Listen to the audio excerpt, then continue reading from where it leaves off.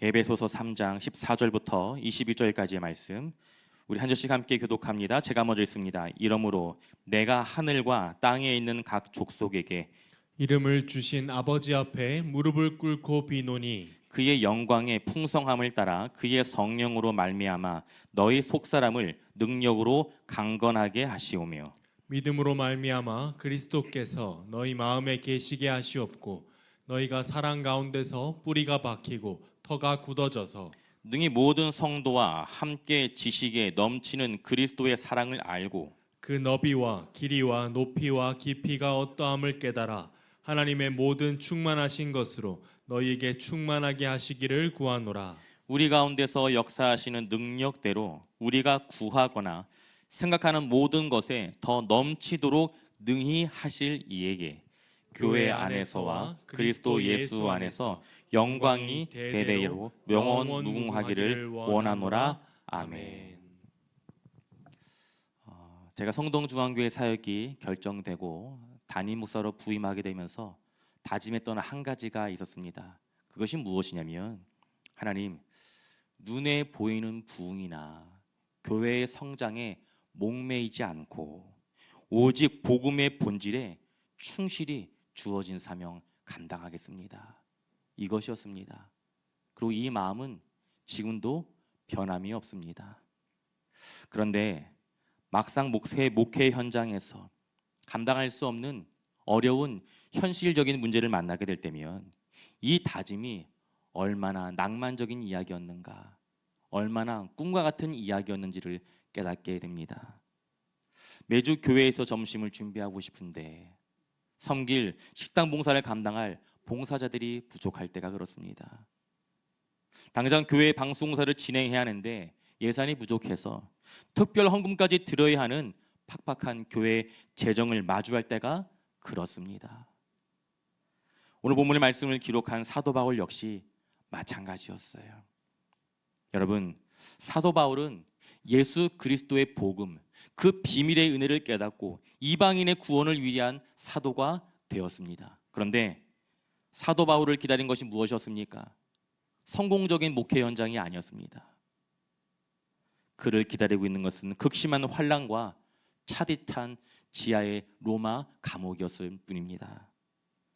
에베소 교회 성도들은 복음 때문에 감옥에 갇힌 바울을 바라보며 낙심하고 흔들렸습니다. 여러분, 그때 그 순간 바울이 선택한 것이 무엇입니까? 여러분, 바울은요, 사역의 환경을 탓하거나 사람들을 원망하지 않았습니다. 사람들을 찾아다니며 위로를 구걸하지도 않았습니다. 바울의 선택은 하나님 앞에 무릎을 꿇고 기도하는 것, 바로 이것이었습니다. 우리 에베소서 3장 14절과 15절 말씀 함께 옵니다. 또 하늘과 땅에 있는 각 족속에게 이름을 주신 아버지 앞에 무릎을 꿇고 비노니 아멘.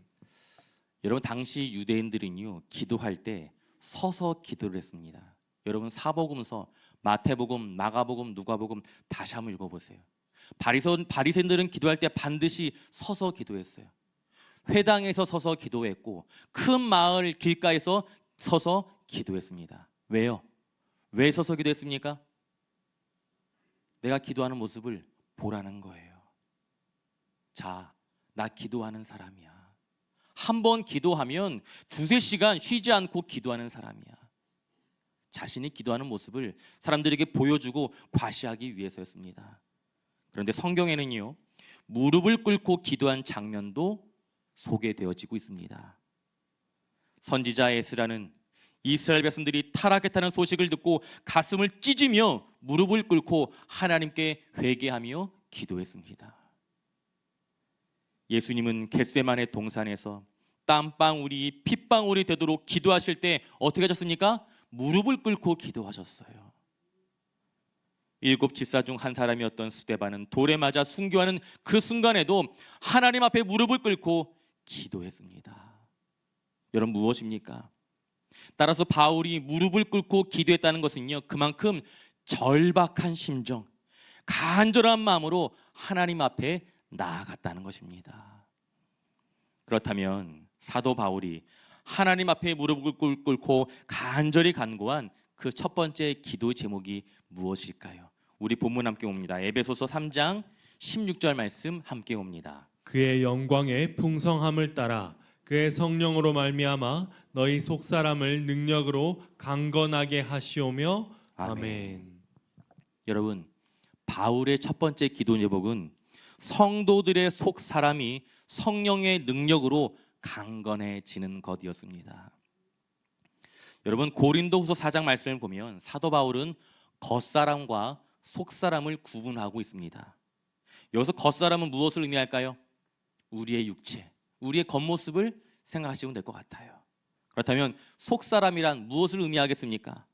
여러분, 속사람이란 우리의 내면, 우리의 자아, 우리의 영을 의미합니다. 더 정확하게 말씀드리면 하나님의 나라를 갈망하는 거듭난 상태를 의미합니다. 세월이 흐르면 낡아지는 겉사람, 우리 육체와는 달리 속사람은요, 예수 그리스도로 말미암아 거듭난 영적인 나의 자아를 의미하는 것입니다. 여러분, 예수 그리스도를 구주로 믿는 성도인 우리의 소원이 무엇입니까? 날마다 하나님의 뜻대로 살며 거룩하게 살며 오직 하나님 한 분만으로 만족하는 것입니다. 여러분, 동의하십니까? 동의하십니까? 그렇게 살아내지는 못하지만 사실 우리의 마음은 그렇잖아요. 우리가 이 장차 시간이 지나 마주하게 될 하나님의 나라, 천국을 생각할 때면 가슴이 먹먹해질 때가 있습니다. 여러분, 이것은 우리의 진심이에요. 본심입니다. 여러분, 이 자리에 모인 그 어느 누구도 예배를 마치고 내가 집에 가자마자 그래, 오늘은 내가 한 2차전 해야겠다. 저 말 안 듣는 자식들 내가 무릎 꿇혀놓고 오늘은 말로 상처를 줘야지. 저 안에 오늘은 내가 말로. 여러분, 예배 마치고 나갈 때 이런 작정과 다짐하면서 나가시는 분 계십니까? 그런 분 안 계세요. 그렇죠? 이 자리에 모인 그 어느 누구도 예배 마치고 나갈 때 내가 속한 가정, 내가 말로 파탄 내야지, 이런 생각하는 사람 한 명도 없습니다. 그러나 문제가 무엇입니까? 예배를 마치고 교회 문 밖으로 나가는 그 순간 어떠합니까? 우리의 눈에 보이는 환경에 압도를 당하고 죄의 유혹에 너무나도 쉽게 무너질 때가 있습니다. 마음은 원이로되 무엇이 약하여서요? 육신이 약하여서. 넘어지는 자신을 보며 수없이 절망할 때가 얼마나 많습니까? 그래서 사도 바울은 성령으로 속사람이 강건해지기를 간구한 것입니다. 여러분, 여기서 강건해지다라는 의미는요, 일회성 단 한 번의 사건을 의미하는 것이 아니에요. 계속 날마다 지속적으로 이루어져야 하는 상태를 의미하는 것입니다. 따라서 강함이란 우리가 소유하는 힘이 아닙니다. 지속할 수 있는 힘이 강함입니다. 어떻게 해요? 매일매일 넘어져도, 매일매일 내가 시험에 들어 넘어져도 구원의 은혜를 놓치지 않고 다시 하나님의 말씀을 붙드는 그 지속성, 수많은 유혹 속에서도 하나님을 향한 시선을 놓치지 않는 끈기가 바로 속사람의 강건함인 것입니다. 여러분, 사역이나 봉사의 자리를 그만두는 사람들의 공통점이 무엇입니까? 공통점이 있어요. 그분들은요, 하나님과의 관계가 깨어져서 넘어지지 않습니다. 무엇 때문에 실족합니까? 누구 때문이죠? 사람 때문에. 열이면 열, 모두 다 사랑과의 관계로 인하여 시험에 들고 넘어집니다. 처음에는 하나님께 받은 그 은혜와 사랑이 너무나 컸는데 시간이 지날수록 내 욕심이 커져만 갑니다. 하나님의 인정보다 사람의 평가와 눈에 보이는 결실에 급급할 때가 있어요. 내가 이만큼 수고했는데 왜 나의 수고를 인정해주지 않는 거야? 분명히 사람 때문에 시작한 일이 아니었음에도 불구하고 때로는 사람들에게 실망하고 그 사람이 꼴보기 싫어서 아무것도 할 수 없는 영적 무기력함에 빠질 때가 있습니다. 제가 경험했어요. 저는 첫 사역지에서 고등부 사역을 감당했습니다. 한 번은 여름 수련을 가는 날이었어요. 어디로 갔냐면 강원도 정선. 강원도 정선에 그 작은 시골 교회를 정하고 낮에는 그 시골 교회 그 낡은 벽을 페인트를 다 벗겨내요. 그리고 다시 페인트를 발라요. 그리고 안에는 도배를 깨끗하게 합니다. 마을 하천 청소도 합니다. 하이라이트는 이거예요. 아이들과 함께 그 지역 주민들에게 연탄 2,000장을 배달했습니다. 여러분 연탄 2,000장 배달해 보셨습니까? 여러분 그 남의 일이라고 그렇게 관심 없는 것처럼 듣지 마시고요. 여러분 한번 상상을 해보세요. 연탄 2,000장 그 나르면 허리가 온전하겠습니까? 어떻게 나를까요? 이게 산악지대다 보니까 마을 주민들이 다 이렇게 그 차가 다니지 않는 그런 골목골목에 집이 있어요.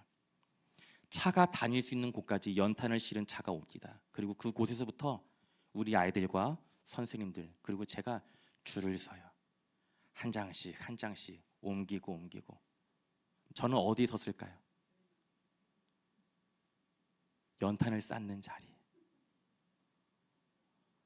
2,000번 허리를 숙여야 돼요. 허리가 끊어지는 것만 같았어요.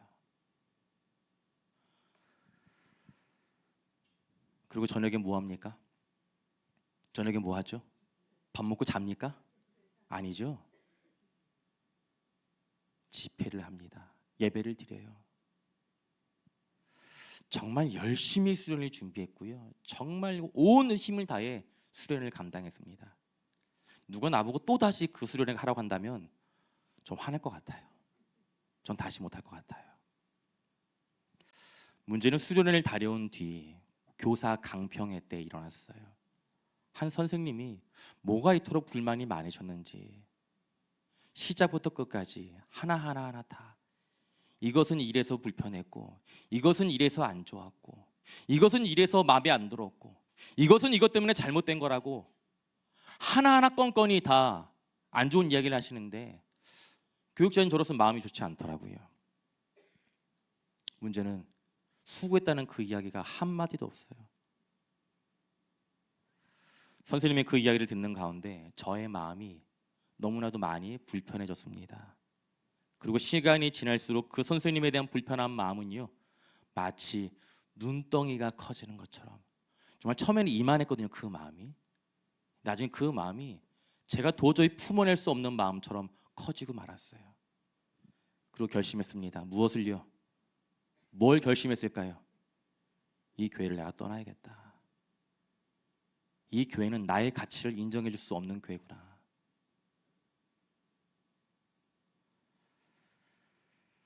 여러분 제가 이래봬도 한 번 마음에 품은 일은요 저지르고 마는 그런 스타일입니다. 그해 가을에 교회를 사임했어요. 그리고 새로운 사역지로 교회를 옮겼습니다. 새로운 교회에서 예배를 드리는데 그때도 고등부였어요. 익숙했던 얼굴들이 예배당으로 들어오는 거예요. 누구였을까요? 제가 이전에 사역했던 고등부 아이들이 제가 새로운 교회, 이전의 교회가 일산이었고요. 새로운 교회는 장충동에 있는 교회예요. 가까운 곳이 아니잖아요. 아이들이 거기까지 찾아왔어요. 제가 그 모습을 보고 내가 저지른 짓이 무엇이었는지 깨닫게 되었어요. 아, 내가 이 귀한 아이들을 버리고 내가 교회를 도망쳐 나왔구나. 얼마나 많이 하나님 앞에 울고 회개했는지 몰라요. 그날 다짐했어요. 하나님, 어떤 일이 있어도 다시는 사람 때문에 나에게 주어진 사명지 도망치지 않겠습니다. 그런 마음으로 그 교회에서 두 번째 사역지에서 10년 동안 버텼던 거예요. 여러분, 우리가 낙심하게 되는 이유가 무엇입니까? 왜 우리는 낙심합니까? 질병의 고통, 재정의 문제, 깨어진 관계, 예상하지 못한 상황과 환경의 변화 때문이라고 생각합니다. 여러분, 우리는 삶에서 어려움을 만나 낙심하게 될 때 그 원인이 나를 낙심하게 만든 상황과 환경에 있다고 우리는 생각합니다. 그러다 보니 주어진 상황과 환경을 보며 마음에 분노가 생깁니다. 원망이 찾아와요. 그런데 여러분, 우리의 신앙생활에 큰 도전을 주는 말씀이 있습니다. 우리 잠언서 함께 볼게요. 잠언서 24장 10절 말씀 함께 옵니다.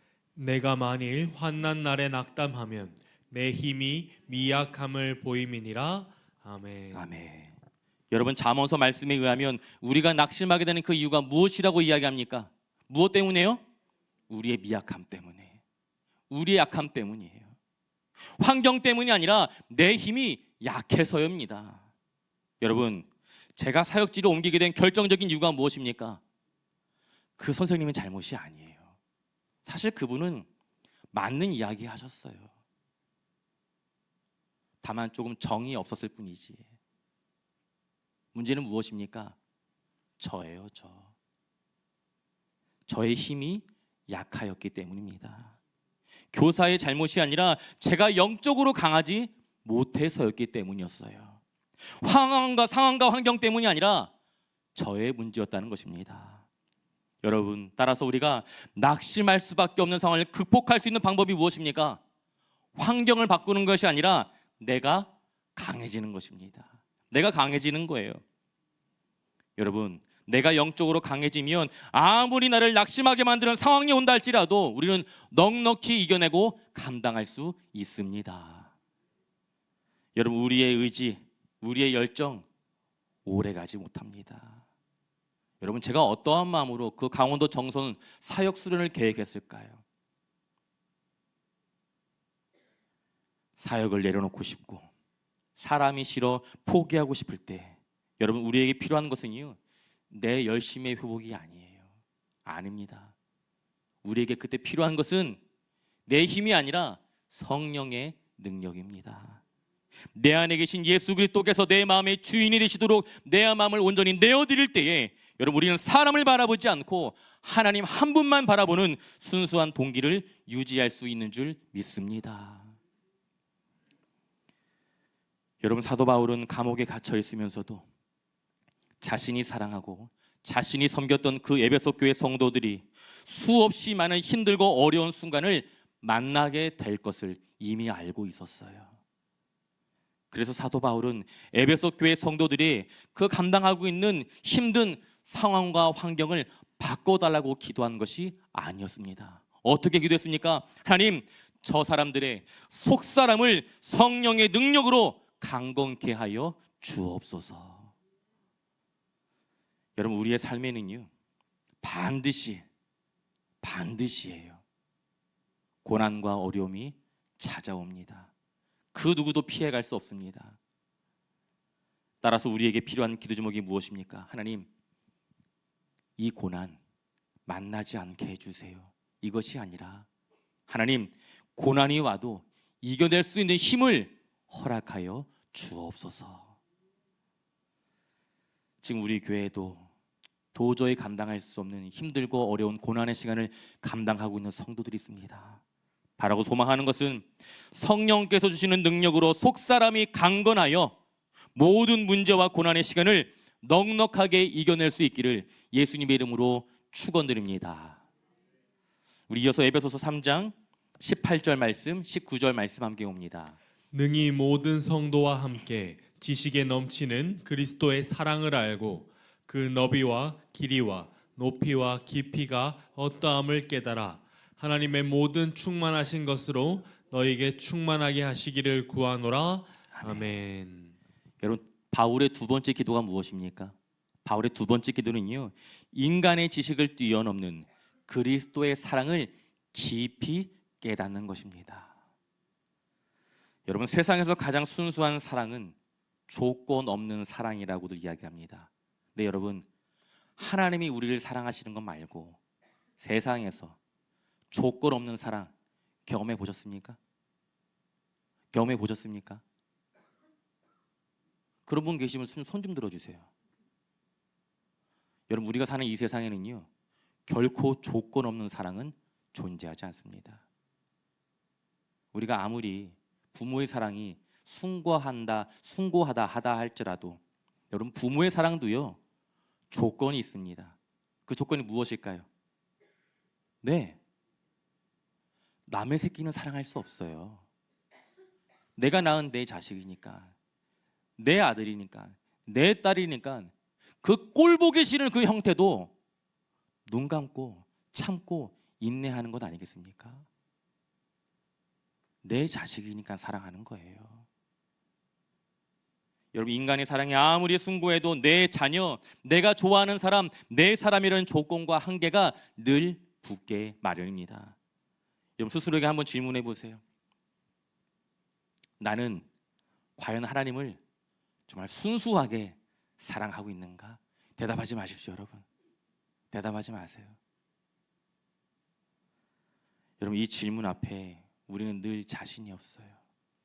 부끄럽지만 목사인 저도 자신이 없어요.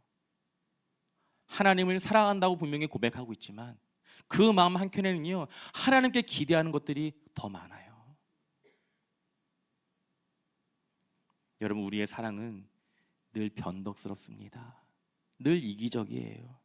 내 상황에 따라 식었다가 뜨거워지를 수없이 반복하며 살아가고 있습니다. 여러분, 우리의 사랑은 온전하지 못합니다. 하나님은 우리를 조건 없이 사랑하셨지만 연약한 우리에게는요, 늘 눈에 보이는 조건과 보상이 필요합니다. 하나님, 저 이만큼 수고했는데 이 정도는 주셔야죠. 그래서 사도 바울은 우리의 연약한 사랑에 집중하지 말고 우리를 향한 그리스도의 완벽한 사랑을 깨달으라고 선언한 것입니다. 여러분, 신학자 존 스토트 목사님은 에베소서 3장 18절과 19절 말씀에 대해 이렇게 이야기한 바 있습니다. 여러분, 잘 들어보세요. 하나님의 사랑은 모든 이방인까지 다 품을 수 있을 만큼 넓고 그 어떤 죄인의 죄라도 다 용서할 수 있을 만큼 깊으며 그 죄인을 하늘의 거룩한 보좌에 올리기까지 높고 그 사랑이 일시적인 것이 아니라 영원히 계속될 만큼 길다. 여러분, 이것이 하나님의 사랑입니다. 다시 말해 예수 그리스도를 통해 보여주신 하나님의 사랑은 결코 측량할 수 없다는 거예요. 없어요, 여러분. 없습니다. 바다를 먹물 삼고 하늘을 두루마리 삼아도 여러분, 우리를 향한 하나님의 사랑은 다 기록할 수 없습니다. 사랑하는 성도 여러분, 세상살이가 너무나 힘들고 주어진 삶의 자리가 흔들릴 때마다 우리를 향한 하나님의 사랑을 깊이 묵상하십시오. 우리를 향한 하나님의 사랑은 결코 단 한순간도 식은 적이 없습니다. 다만 세상살이가 너무나 힘들고 환경이 열악해서 매일매일 넘어지는 우리의 모습에 실망해서 그 사랑을 깨닫는 우리의 영적 분별력이, 영적인 감각이 무뎌졌을 뿐이에요. 여러분, 문제는 상황에 있지 않습니다. 남에게 있지 않아요. 누구에게 있습니까? 나에게 있습니다. 우리 이렇게 이야기해 볼까요? 이렇게 고백해 볼까요? 문제는 언제나 나에게 있다. 문제는 언제나 나에게 있다. 그런 의미에서 저도 한 가지 고백해 볼게요. 여보, 문제는 언제나 나에게 있어요. 가끔씩 아내와 투닥거리 할 때면 왜 투닥거리 할까요? 내가 옳고 네가 틀렸다는 거잖아요, 그렇죠? 시간이 지나면 반드시 깨닫게 돼요. 내가 또 틀렸구나. 내가 또 잘못했구나. 저희 아내의 말이 늘 언제나 옳습니다.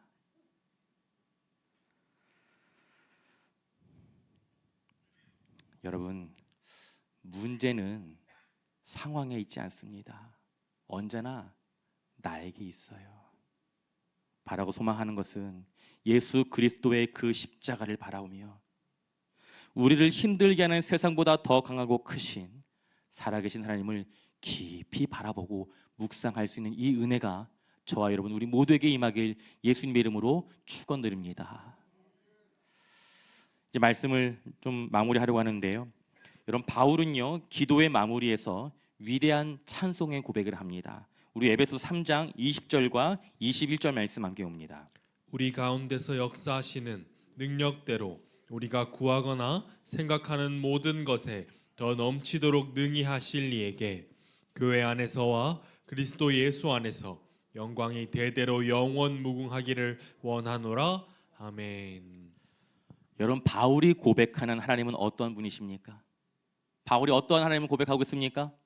우리가 입술의 말로 구하거나 말로 다 표현하지 못하고 마음으로 생각하는 그 모든 것, 더 나아가 우리가 하나님 앞에 상상하는 그 모든 것보다 더 넘치도록 채워주시고 능히 하실 분이 누구이십니까? 우리 여호와 아버지 하나님이십니다. 여러분, 하나님은 지금 이 순간도 우리 가운데 함께하고 계시고요, 우리를 위해 일하시고 역사하고 계십니다. 하나님이 이런 일을 계획하셨다고? 하나님이 이런 말도 안 되는 기적과 같은 일을 나에게 허락하신 거라고?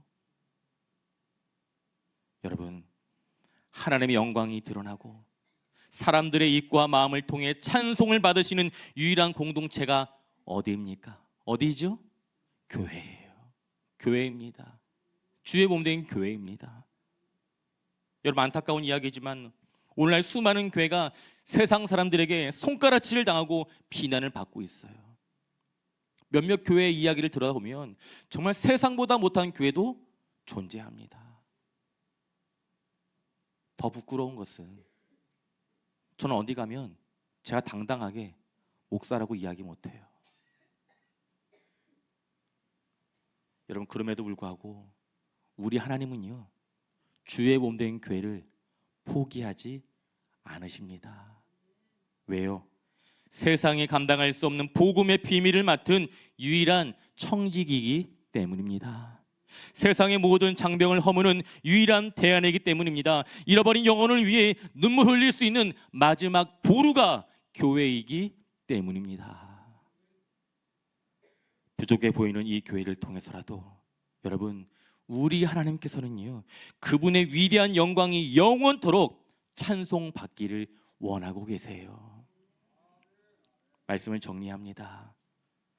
사랑하는 성도 여러분, 우리에게 주어진 사명의 자리를 감당할 수 있는 진짜 힘과 능력은 어디에서 공급되는 것입니까? 여러분, 우리가 붙들어야 할 존재는요, 예수 그리스도 그 십자가를 통해 확증된 나를 향한 하나님의 사랑입니다. 하나님의 사랑이에요.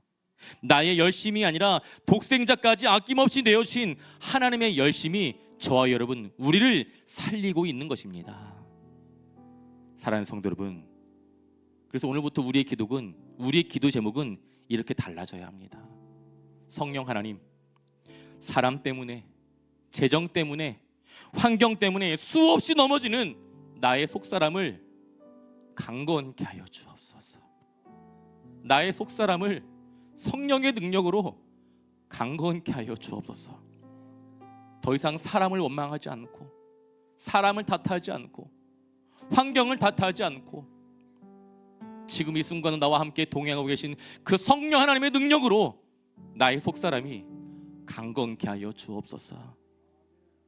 내 지식을 뛰어넘는 예수 그리스도의 그 넓고 깊고 높고 영원한 사랑을 온몸으로 깨닫게 하여 주옵소서. 하나님의 사랑과 열심으로 나를 채워 주시옵소서. 그리하여 우리 모두가 날마다 성령으로 새로워지는 속사람을 경험하며 우리가 구하거나 우리가 생각하거나 우리가 간구했던 것보다 더 넘치도록 채워주시는 하나님을 날마다 찬양하며 증거하며 살아가는 성도 중앙의 모든 믿음의 권속들이 되시길 예수님의 이름으로 축원드립니다.